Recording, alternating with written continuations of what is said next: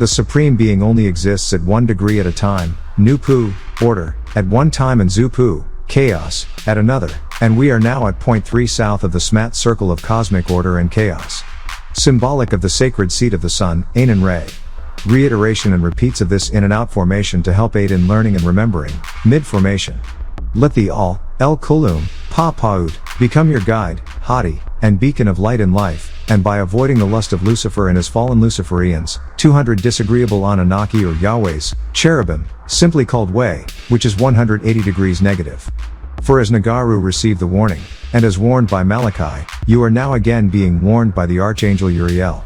The character of the disagreeable Anunnaki is rebelliousness, which invokes only that which is disagreeable, and this disagreeable nature is what Nagaru must not fall to. We are novus, for the word nova, meaning new star, or new stars of noon, referenced also to the deity Nu, intellectus, for the word intellect, which means to perceive, understand, the ability to reason or understanding or to perceive relationship differences, power of thought, the mind, great mental ability or connect to a mind, or mental reservoir, NWPU.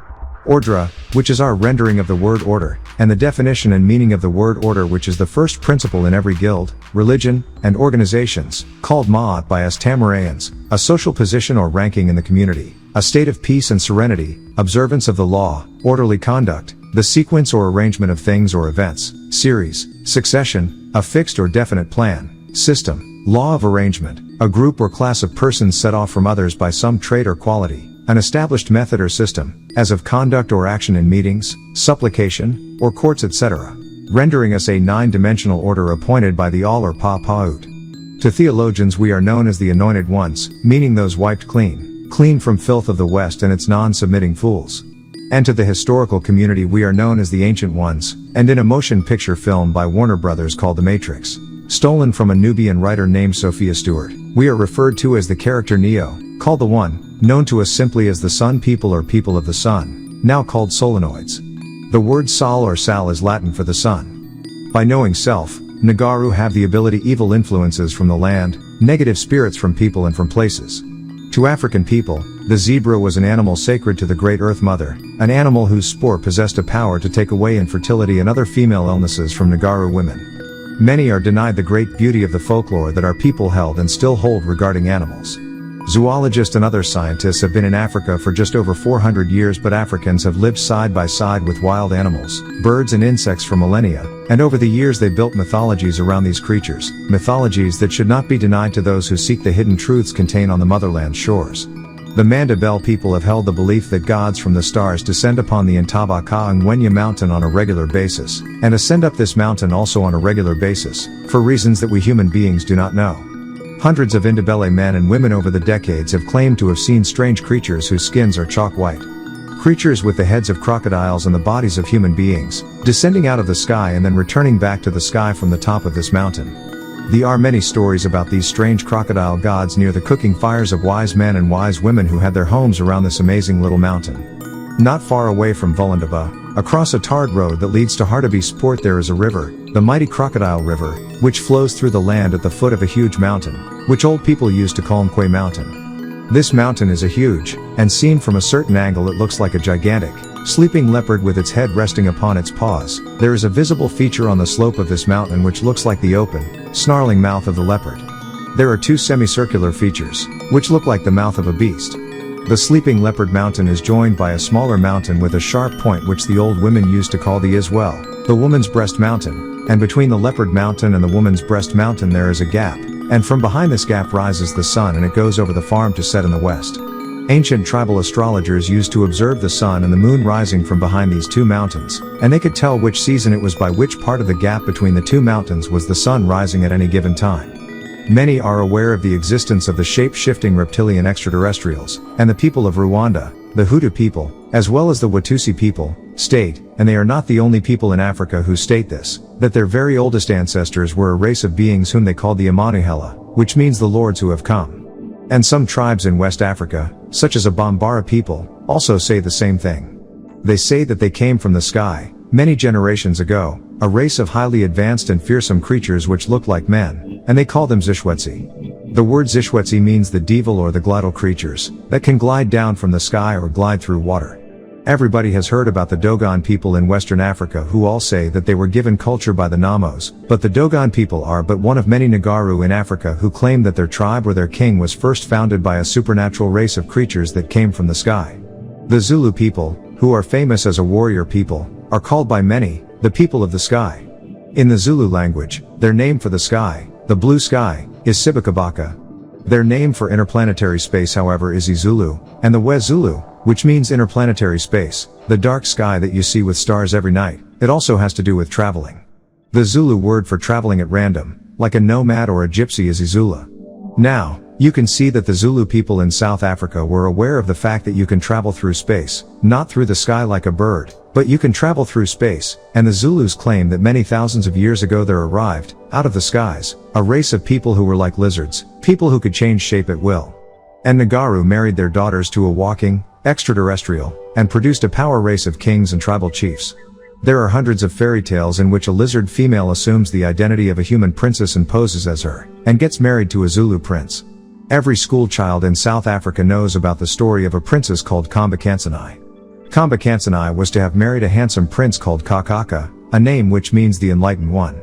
Now, one day while Kamba Kansanai was gathering firewood in the bush, she met a creature called an Mbulu, and this Mbulu was a lizard which has the body and the limbs of a human being, but a long tail.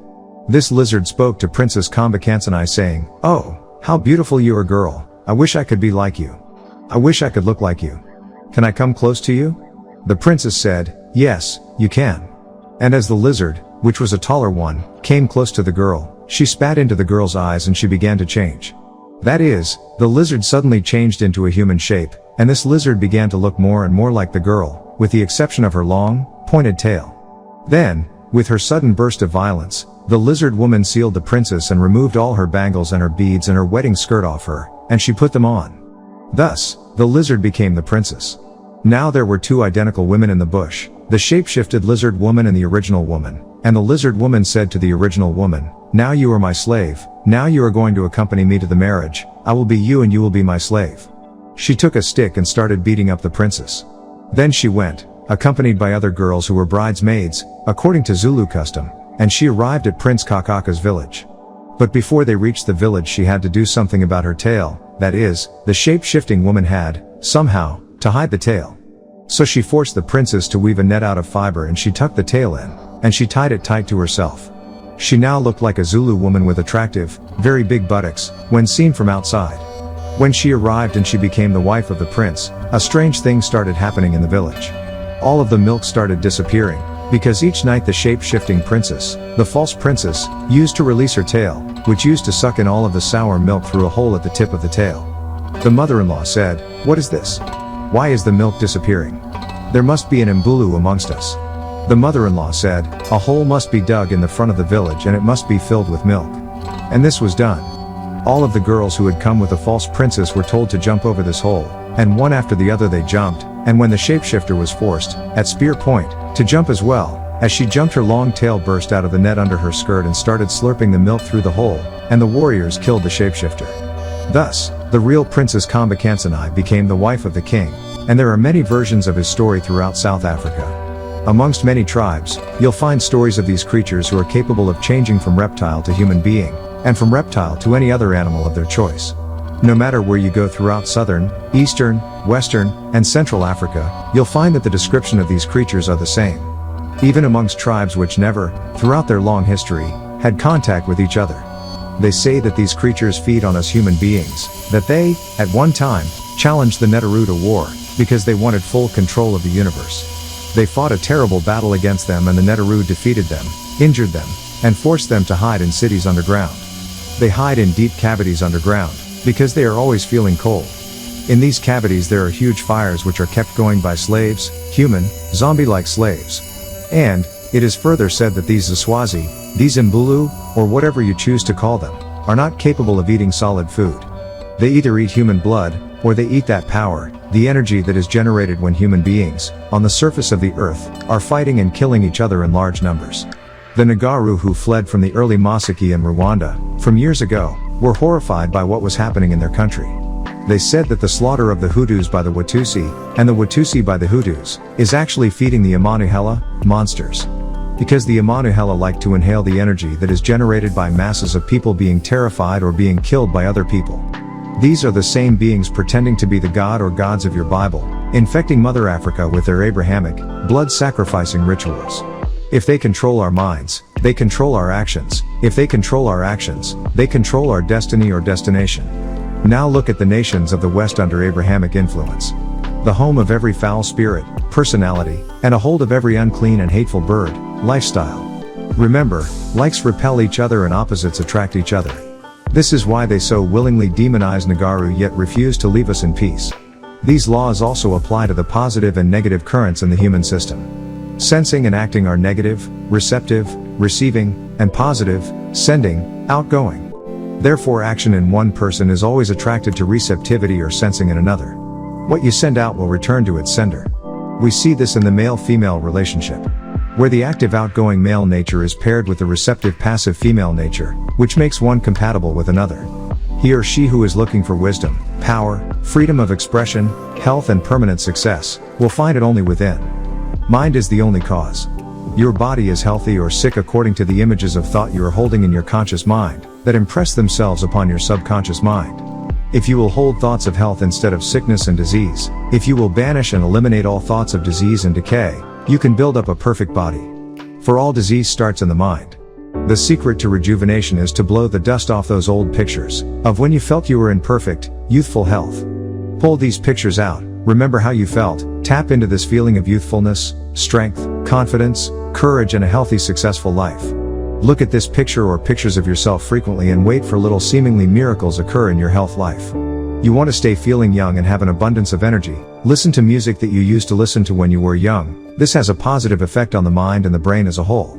The brain stores all past and present experiences in the now. It does not know it's not 1970, 1980 or even 1990. It is highly recommended to listen to music from your generation in order to promote youthfulness, vigor and longevity. In fact, listening to the music of when you were a child, and you remember your mom or dad, your grandma or granddad singing, or listening to the oldies of their time. The sound waves will reactivate dead brain cells. This is one of the keys to rejuvenation, or the fountain of youth. Put them on, play them, and reflect on when you were a child, of full health. It will give you newfound feelings of youth. It will actually make you younger in heart, body, and mind. As all Sabians know, everything is vibration, sound, and especially words can have a dramatic effect on our minds and bodies as a whole. Light vibration, what we see, also has as dramatic as an effect on our being, which is why the Caucasus and Arabu are steadfast in their insistence on controlling our religious and educational systems. If you study the languages of all African nations, you find within the languages of our people words which are similar to Oriental, Middle Eastern, and even Native American words. The word Immanuhela means, the Lord who came. A word that anyone can discover in Rwanda, amongst the Rwandan Hutu and Watusi people, is very similar to the Hebrew word Emmanuel, which means the Lord is with us. Immanuhela, the ones who came, the lords who are here, ensure the Negaru are not masters of our own lives, although we are made to think that we are. Negaru of all tribes, all of the initiated ones, all of the shamans everywhere in Africa, when they get to trust you and share their deepest secrets with you, they say that, with the Immanuhela, there is Mbulu, and there is another name by which these creatures are known. This name is Chitali. These are the Anakim who enslave us using Abrahamic religions. The word Chitali means the dictators, the ones who tell us the law. In other words, they who tell us, secretly, what we are to do. It is said that these Chitali did a number of things to us when they came to this planet. Originally, the earth was covered by a very thick blanket of fog or mist. People could not actually see the sun in the sky, except as a nimble of light. They also saw the moon at night as a gentle claw of light in the sky, because there was this heavy mist. The rain was always falling in a steady drizzle. There was no thunder, however, and there were no storms. The world was thickly covered with great forests, great jungles, and people lived in peace on earth at that time. People were happy, and it is said, at that time, we human beings did not have the power of speech. In those centuries, people spoke to each other through their mind. A man could call his wife by thinking about her, thinking about the shape of her face, the smell of her body, and the feel of hair as a woman. That a hunter would go out into the bush and call out for animals to come, and the animals would select one of their number which was old and tired, and this animal would offer itself to the hunter so that he may kill it quickly and take it as meat. There was no violence against animals. There was no violence against nature by human beings at that time. Man used to ask for food from nature. He used to come to a tree and think about fruit, and the tree would allow some of its fruit to fall to the ground, and man would take it. However, when the Anakim came to earth, they arrived in terrible vessels which flew through the air, vessels which were shaped like great bowls and which made a terrible noise and a terrible fire in the sky. The Anakim told Nagaru, whom they gathered together by force with whips of lightning, that they were great gods from the sky and that from now on they would receive a number of great gifts from the god. These so-called gods, who were like human beings, but very tall, with a long tail, and with terrible burning eyes, some of them had 2 eyes, yellow, bright eyes, some had 3 eyes, the red, round eye being in the center of their forehead. These creatures then took away the great powers that Nagaru had, the power of speaking through the mind only, the power of moving objects with their mind only, the power of seeing into the future and into their past, and the power to travel, spiritually, to different worlds. All of these great powers the Anakim took away from Nagaru, and they gave us a new power, the power of speech. But Nagaru found, to their horror, that the power of speech divided Nagaru, instead of uniting them, because the Anakim cunningly created different languages, and they caused a great quarrel between people. Also, the Anakim did something which has never been done before. They gave Nagaru people to rule over them, and they said, "These are your kings, these are your chiefs. They have our blood in them. They are our children, and you must listen to these people because they will speak on our behalf. If you don't, we are going to punish you very terribly." Before the coming of the Anakim, before the coming of the Mbulu creatures, Nagaru were spiritually one. But when the Anakim came, Nagaru became divided, both spiritually as well as by language. Nagaru were given strange new feelings by the Anakim. Nagaru started to feel unsafe, and so they started making villages with very strong fences of wood around them. Nagaru started becoming country makers.